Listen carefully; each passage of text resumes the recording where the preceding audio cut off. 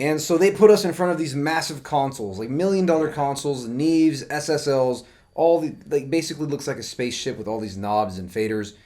And that's really cool. It looks great in pictures. People are like, wow, that's so fancy.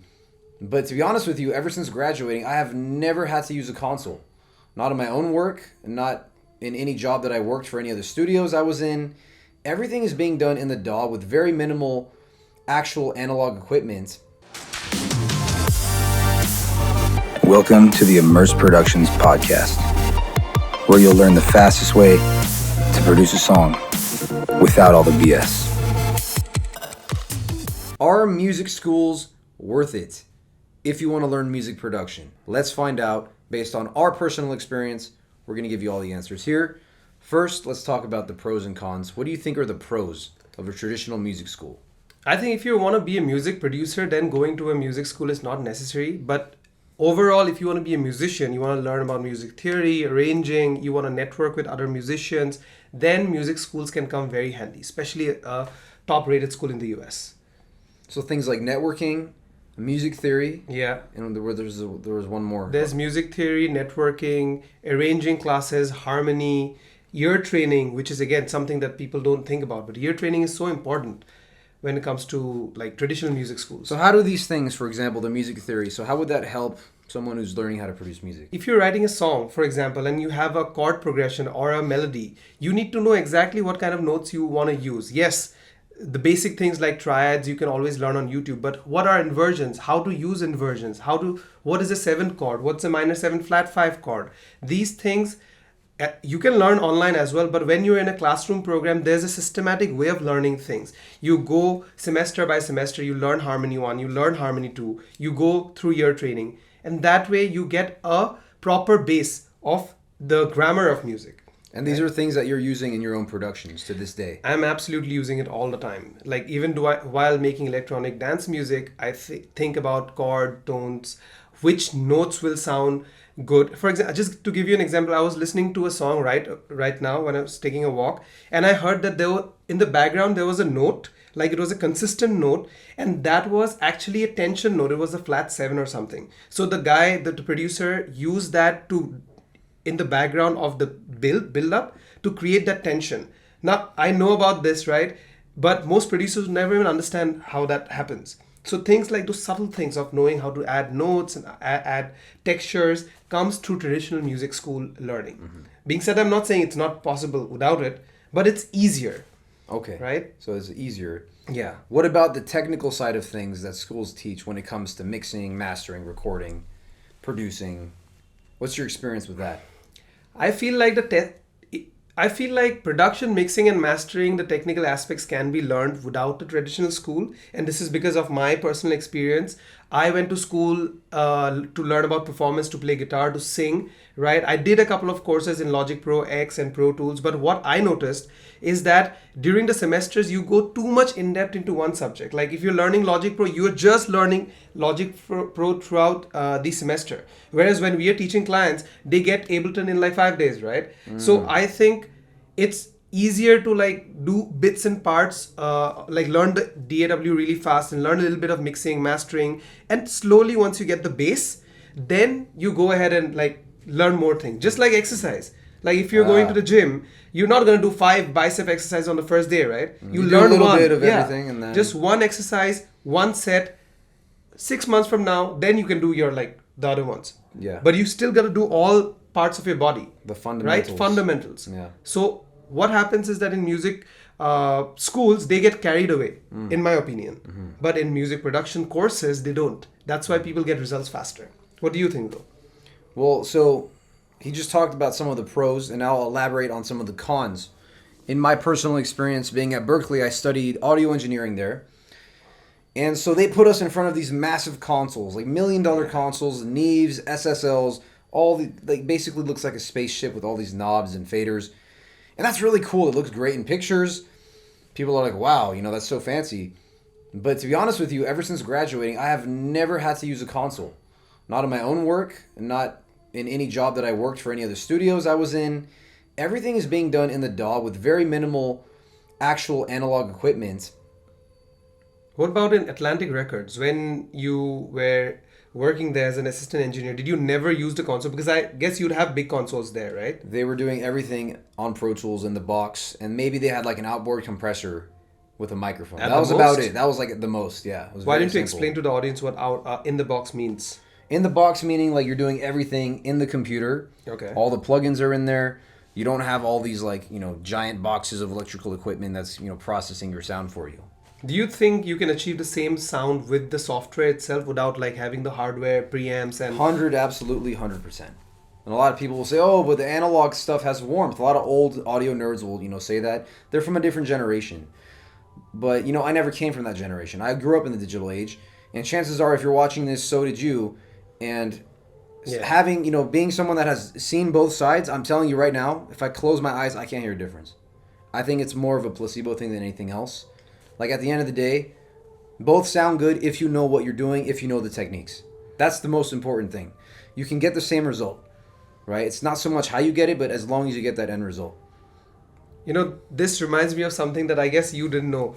So at Berklee now, like when we were at Berklee, there was only music production and engineering course, right? Now there's a independent music recording and production core, like it's a course, like you can major in independent music production and recording. And that basically means how to produce music in the box.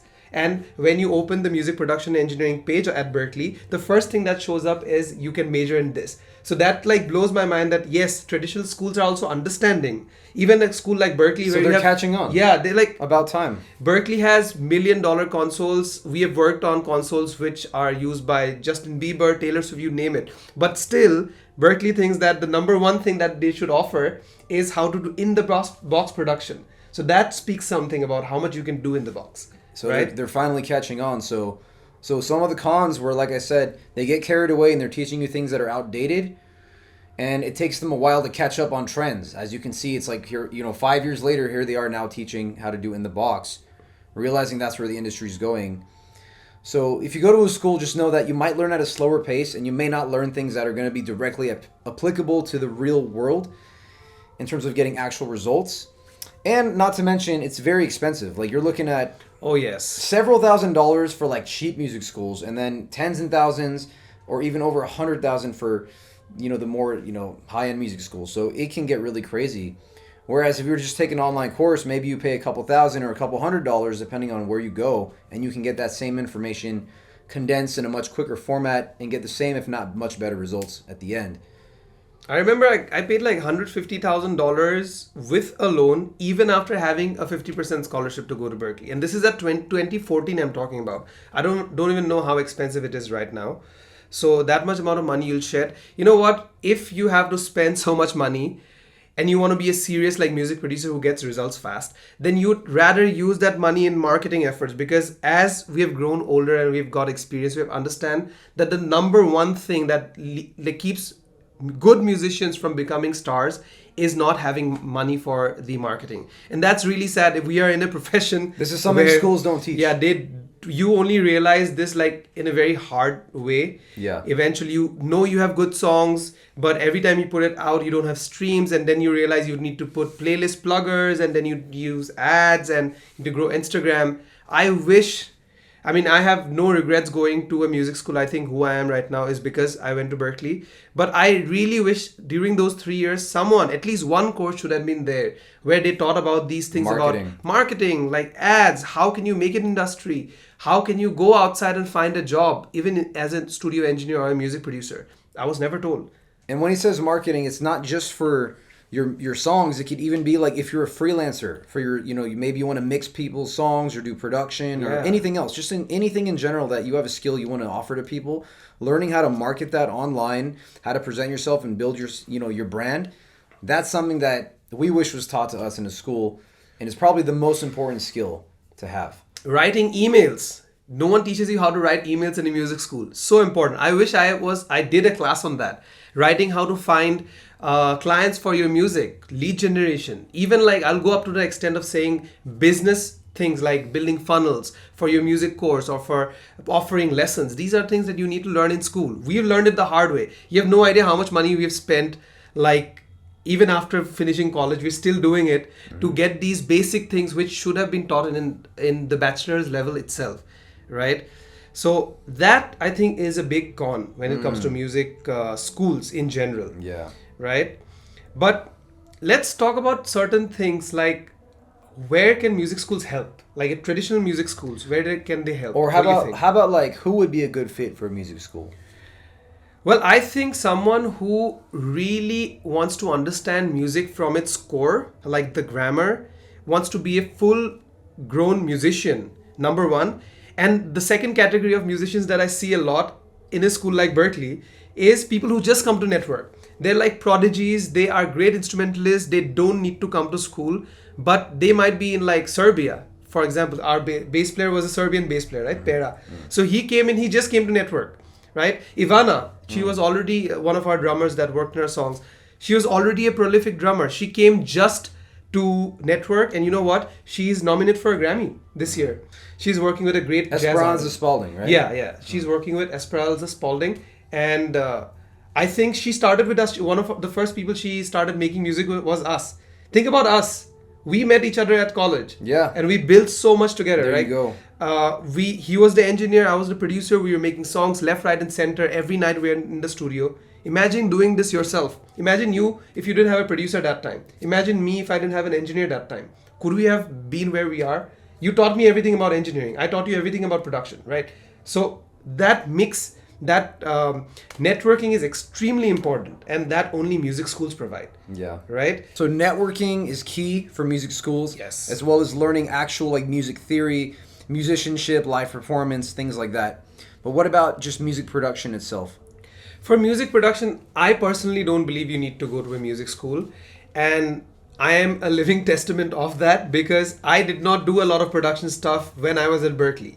I learned literally everything during COVID, right? Same with me. Yeah. So, I mean, you still did music production engineering degree. But it was right? more so the audio side. Yes, the not audio the side. actual like get Making Ableton, music. make some tracks. Like I didn't Right. learn that until like a couple years after college. Exactly. So if we can do it, then anyone can do it. And especially with like online courses nowadays, it's much easier for people to learn that stuff. Yeah. But you know what? I sometimes wonder, do you think we could have done this without the base that we have, without the grammar that we learned about music in school? I mean, we did a very thorough learning of music theory, harmony, arranging, ear training, ensembles. I think we absolutely could have done it without the school, but would we have done it? That's a big question. I don't yes. think so, because there is something to be said that when you do spend a lot of money and you make a big investment to learn something, that holds you accountable to actually follow through and make the most of every penny that you spend. The commitment, basically, Yeah, right? there's a huge commitment factor in dedicating your life and going to school to learn a skill. Yeah, we couldn't look back and do something else because we spent so much money Yeah. and time, so we couldn't really do it. But for anyone who's listening, you have a job or you're in a college for a different degree, you can absolutely do this simultaneously by putting in just a few hours every week and still get results. I know a lot of people who are doing that. Many of our clients are doing that. So definitely you can do it. But if you're looking for music theory, how to learn harmony, advanced chord structures, learn about music genres. For example, I didn't know about funk at all. I didn't know James Brown at all, right? I learned how to play funk guitars in college because that was just an elective. I learned about music, like the legal aspects of the music industry because I had an elective. Those small things are not possible. I did an arranging class where I could write for a horn section. It was a jazz piece that I wrote in a pop style, and trumpets and trombones played it. I was in a recording room where all of these students played that piece as part of an assignment. At that point of time, I was cribbing, why am I doing this? But you know what? Now that I look back, I have so much more knowledge about music theory, about how strings and horn sections work. Strings, for example, I think we recorded a full string section and a choir section, right? An entire orchestra. Yeah. Where else would we have got that opportunity? That's true. We didn't have to pay anyone, right? All were students, all were our friends. We just called them for a 2 a.m. session, bought them inside the studio, recorded them, and in the process learned about how a string ensemble is recorded. Same with choirs, right? Do you remember the first time we went to the studio? It was the Chinese flute player. What was his name? I have no idea. I forgot his name. But do you remember how many mistakes we made in that session? Well, I think, yeah, I remember I was like super lost looking Yeah. at the console, and we had to call someone in to actually like do it for us, pretty much. Yeah, and that was for free. You didn't have to pay for that big console and those people, right? Those kind of experiences you only get in music school and good music schools. Again, this is another big thing. We are talking an experience with the best music school in the world, right? Which has all these studios. Will all the courses have it? Like our videographer who's actually sitting behind the camera, he's an audio engineer himself.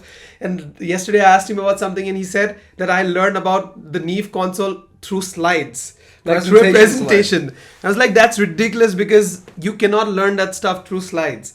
You need the hands-on experience. Even when you have that console in front of you, after a year or a year and a half of college, you'll still be stuck with so many things that you have to learn, right? And the last thing you want is blow someone's ears on the other side of the studio and make a mess. So those things definitely traditional schools can help. And they did have a lot of celebrities come in. So Oh yeah, that was pretty awesome. Networking. I think I was mentored by Jason Jordan, who's the managing director of 1RPM right now, and he took me to all these conferences where I met some of these big executives. Those kind of things you never get outside. You just have to keep running. If you're graduating from a very good school, just the name itself helps you get inside so many doors, and that's again crucial. But not for music producing. You know, there's a big difference. If you want to be a music producer, a mixing and a mastering engineer, not even mixing and mastering engineer, just like a music producer who can make the music, release it on Spotify, get some streams, And it do sounds some good, shows. you know. Sounds good. Sounds professional You don't enough. need to. Definitely. Yeah. But if that whole other jazz of learning, like I wanted to do that. I'm not gonna lie. I wanted to learn, I like the intricacies of theory. I like to know about different music genres, how those are written. For me, it was great. But probably for you, who likes to do things really fast, it's not for you, right? Yeah, yeah. So it's like a give and take. But with the amount of money you spend, I don't know if it's worth it. I don't want to say it's not worth it because I paid so much. But looking back, I would have waited for another year for another big scholarship maybe. And I would not discourage anyone else. Whoever asks me, I always say you should try that route. Because everyone's experience is different, right? So it is ultimately up to you Yeah. to take what we've given you now and make your own decision. Right. But do keep in mind, nowadays we are teaching everything we've learned. And the only the box. most important stuff. The stuff that actually matters in the real world to get results. So if you want to shortcut that process and just get to the results as fast as possible, then hit the link in the description, join our free training,